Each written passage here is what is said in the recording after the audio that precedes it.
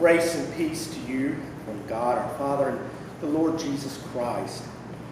I'm here in our sanctuary at Trinity Lutheran Church, and it's been over 3 long months since much of our lives, including worshiping together in person, came to a virtual standstill due to the outbreak of the coronavirus here in the United States. At this time, nearly 8.5 million people have been infected worldwide by the virus. And over 2,300 cases have been recorded thus far here in Duval County, with 60 individuals having died due to the virus.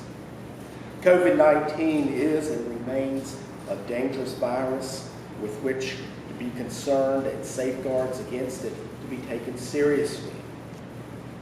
During these past months, we have been learning and how to come to practice ways to be safe, whether it means totally isolating ourselves, practicing social distancing when out in public, be more vigilant in washing our hands, using hand sanitizer, or wearing masks as we are in public.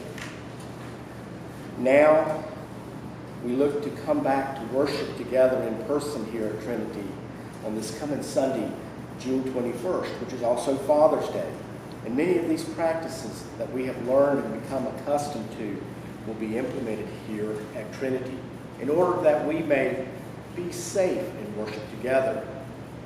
This coming Sunday, we are planning to have 2 worship services, our 9 o'clock resource service and the 11 o'clock traditional service.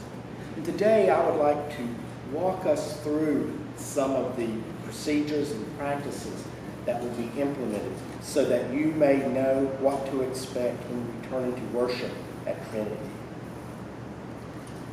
We will begin in the courtyard at the entrance gate to the Hall of Memories and the office. That is where we're asking everyone to enter the church facilities. Everyone is asked to wear a mask. And as difficult as it may be, you're also asked not to greet one another by shaking of hands or hugging one another. As you enter the worship facility, you're asked to proceed up the colonnade, maintaining safe social distance.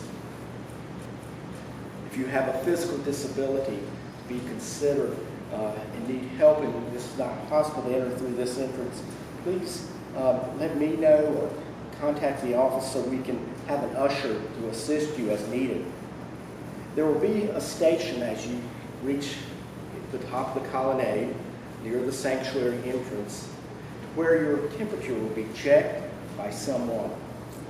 Now, if you happen to have a temperature greater than the 100.4 degrees, that is the CDC guidelines, unfortunately, you'll be asked not to participate in worship this day.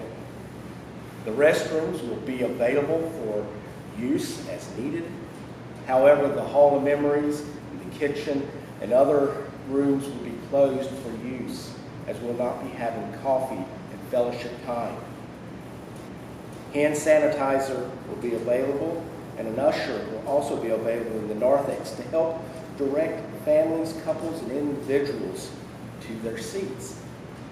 As you enter the back of the church, or the narthex, offering baskets are located on a table inside the doors to the sanctuary. The pews have been closed off with a ribbon to provide for social distancing. We ask family and individuals to please sit on the end of the pews, either on the aisle, near the aisle, or near the church sidewalk. There will not be congregational singing at this time. And as you can see, the hymnals and Bibles have been removed. And there will also not be singing by the praise team members or the choir. Holy Communion will be received by one kind, using a wafer as the host. An usher will direct you to come forward in a continuous flow, maintaining social distancing. I will drop a wafer, the host, into your hands that are cupped, and you are then asked to step away before eating the host. At the conclusion of the worship service with the dismissal, an usher will dismiss each row one at a time to exit out the main sanctuary doors, where then you may greet one another, maintaining against social distance. While these safeguards and procedures are implemented for one another's protection, there is no guarantee of total safety, and there is always a risk of exposure to the coronavirus as we are out and about in the world. Everyone is responsible for their own health concerns and for that of their loved ones and for one another. Therefore, if you are not feeling well or showing signs of sickness or running a fever, you are asked to stay home this day. Also, if you are at risk from exposure to the virus due to physical and health issues or are feeling uncomfortable being around a group of people at this time, you are encouraged also to remain home. We hope each week to continue to record and have available for viewing at a later time one of the worship services.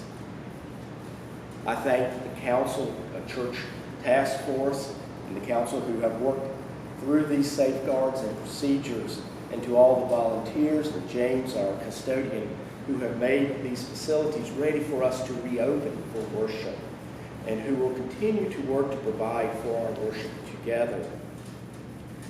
I look forward to seeing you in church or in person, whether it is this Sunday or at a later time. God's blessings and peace be with you.